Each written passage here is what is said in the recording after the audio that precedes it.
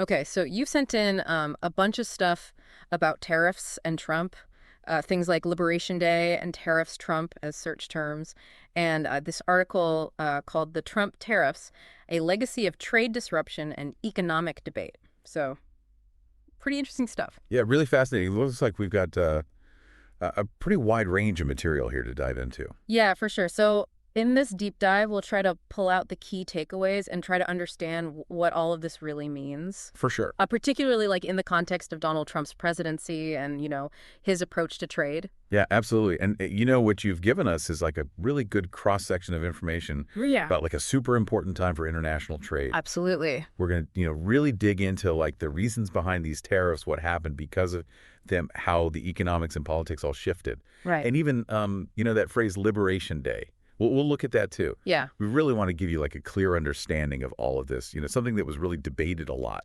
Yeah, for sure. Okay, so let's get right into it. The big question here is, why were tariffs so important to Donald Trump when he was president? Right. Like, what was the thinking behind using them so much? Well, the main reason the Trump administration used tariffs so much was this idea of America first. Right. It was all about putting American economic interests, above everything else. Yeah. And it really shaped how they saw trade agreements and relationships with other countries. Okay. So basically, America first meant that they believed tariffs could change global trade to benefit America, even if it meant like shaking things up a bit. Interesting. So that America First idea then led to some very specific reasons for using tariffs, right? They had a few key arguments they used all the time. One of the biggest ones was that they wanted to shrink the trade deficit. Okay. That's when a country like imports more stuff than it exports. Right. And they thought tariffs could help balance that out. So they thought if you make imported goods more expensive, people will buy less of them and more things made in America. Exactly. And that would make the trade deficit smaller. Right. Okay, so another big argument was about protecting American industries, right? Especially manufacturing. Yeah, that was huge. Yeah. They said that tariffs would protect those industries from cheaper competition from other countries. Yeah. And that would let them grow and create more jobs here in the U.S. Makes sense, protect local jobs. Right. But then there was also the argument about national security, which seemed kind of different. Yeah, that was a bit different. They argue that some industries like making steel and aluminum were crucial for national security. Okay. So they put tariffs on imported steel and aluminum to boost production here and, not rely so much on other countries for those materials. Interesting. And then there was this whole idea of reciprocal tariffs, which was talked about a lot. What was that all about? Right. So the idea there was to pressure other countries to lower or completely get rid of their tariffs on American goods. Okay. So the U.S. would put tariffs on countries that already had tariffs on our stuff, kind of like a bargaining chip, to try and get them to remove their tariffs. Okay. The problem is other countries might not think their tariffs are unfair, and they might not want to get rid of them just because we pressure them. Yeah, that makes sense. And that could lead to like tariff wars where everyone keeps adding more tariffs. Right, it's sort of back and forth. Exactly. But the goal, in theory, was to make trade fairer for everyone. Right.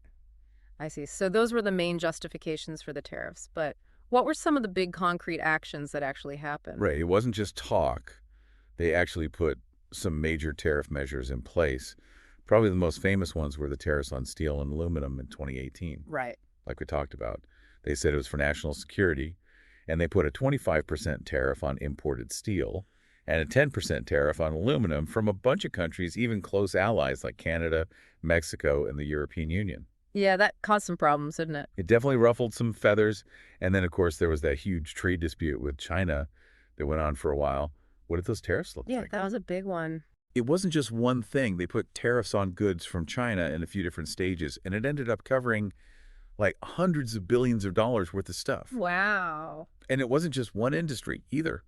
They targeted loads of things, machinery, electronics, consumer products, pretty much everything they imported from China. Right. And of course, China retaliated with their own tariffs on American exports, Yeah.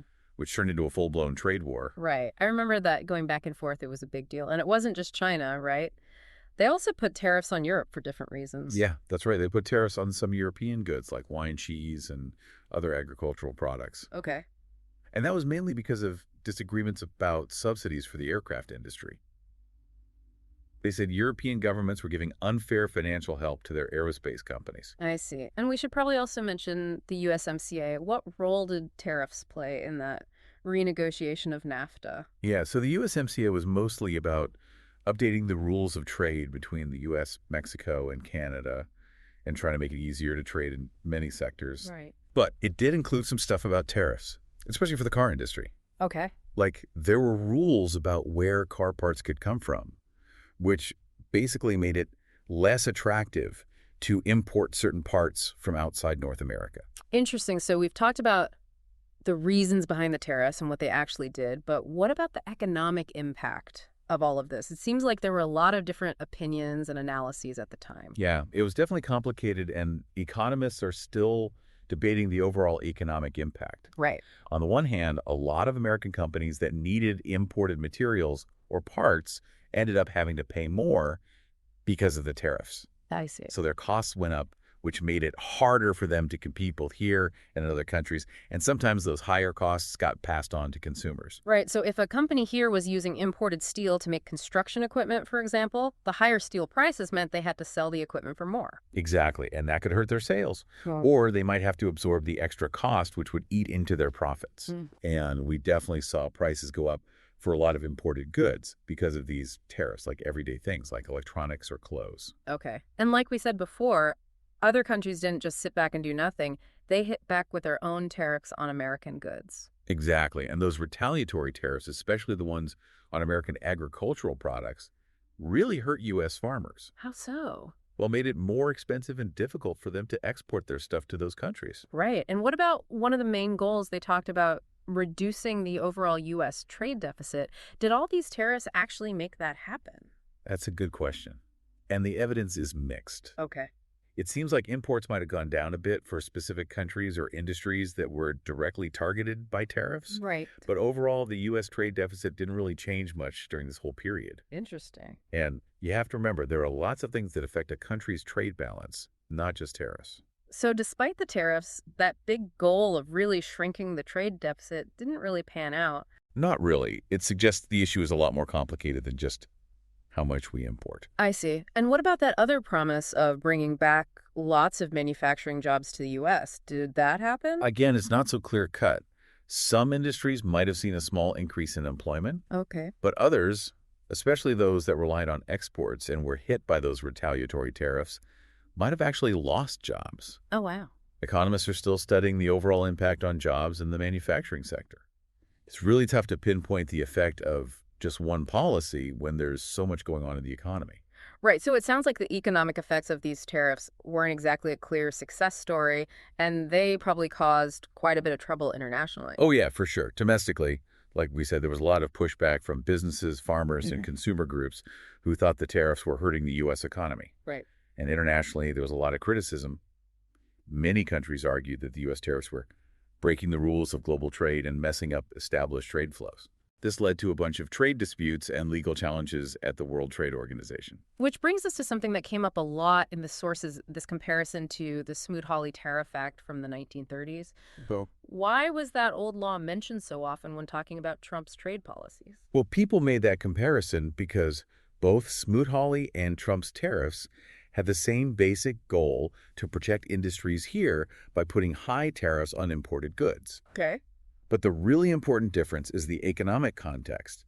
When they happened, Smoot-Hawley was passed during the Great Depression. Right. And most economists think it actually made the global economy worse How so? because it triggered retaliatory tariffs from other countries and caused international trade to plummet. Right. That's a huge difference compared to when Trump put in his tariffs. And the size of the tariffs was quite different, too. Yeah, the actual level of the tariffs was a big difference, while Trump's tariffs were pretty high. The Smoot-Hawley tariffs were way higher, historically speaking. And because the economies were so different, a severe global depression versus a time of generally decent, even if it wasn't perfect economic growth, the potential consequences were just not the same. Okay, that makes sense. Now let's talk about this phrase that popped up in your searches, Liberation Day. It seems pretty loaded. What did it actually mean in the context of these tariffs? Yeah, Liberation Day was a phrase that was sometimes used when talking about President Trump's trade policies. Okay. It was basically meant to convey this idea of freeing American industries from what they saw as unfair trade practices and competition from other countries. I see. It was a way of putting tariffs sound like a good thing, a necessary step towards American economic independence and making American manufacturing strong again. Interesting. And we noticed April 2nd appearing a lot in your searches sometimes, even with Liberation Day, like Liberation Day, April 2nd. Was that date important for tariff announcements or actions? Yeah, the fact that April 2nd keeps coming up suggests that something important happened around tariffs on or around that date. Maybe they announced new tariffs, made changes to existing ones, or actually started implementing some. Okay. To figure out exactly what went down, we'd have to dig into news archives and official government records from that time. But it's pretty likely that some big tariff-related stuff went down on that day. Gotcha. And there were also mentions of Rose Garden speeches. Why was that place so important for talking about trade policy? Well, the Rose Garden at the White House is a pretty symbolic place. It's often used for big presidential announcements, especially those meant for the whole country. Right. President Trump often used it to give speeches about his trade policies, talking about why he was putting tariffs in place and the details of what he was doing. Okay. These speeches were usually broadcast live and got a lot of attention from the media. So lastly, let's talk about how all of this was portrayed in the media and how the public might have seen these policies. It's probably safe to say there are different points of view.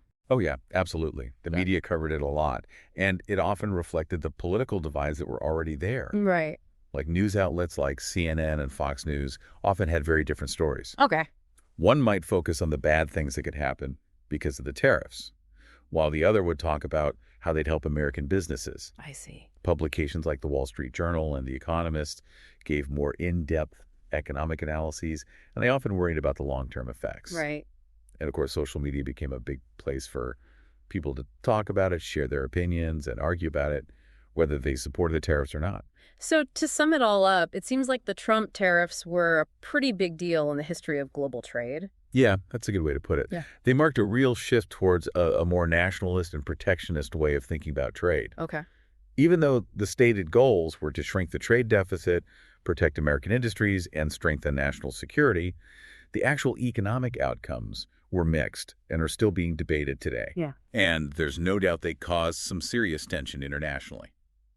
The idea of Liberation Day, whatever exactly happened on April 2nd or in those Rose Garden speeches, really shows how the administration wanted people to see these actions like they were freeing American businesses from unfair trade practices. This has been really helpful in understanding this complex issue. It really shows how connected global trade is and how much impact policy changes like these can have. It really does, and it raises a really interesting question for you, our listener. What do you think are the most important things to consider when deciding if trade policies that aim to protect domestic industries are successful or not? That's a good question. Are economic indicators the only thing that matters? Or should things like international relations and the impact on consumers also be considered? Yeah, that's something to think about for sure. And for those of you who want to dig deeper, maybe check out the news from around April 2nd of those years to see what tariff announcements were made or research the arguments for and against reciprocal tariffs. There's a lot of information out there. There really is. Thanks for joining us for this deep dive into the stuff you sent in. It's been great talking about this with you. Likewise, it's been a pleasure. Until next time. See ya. Today is your lucky day. Today is the day that our $3 website works for you, paying you directly to your PayPal daily. Imagine $3 ongoing continuous payments to your PayPal account. Imagine falling asleep and waking up to $300 in your PayPal account. How would this make you feel? How could this help you? What bills could you pay? What kind of fun could you have? What does that retirement look like now? All for a one-time payment of $3. This website is DFY done for you, fully built and completely hosted, and never stops collecting payments for you. You have spent $3 on coffee on a regular, but that coffee won't help you create multiple streams of income. Click the link below.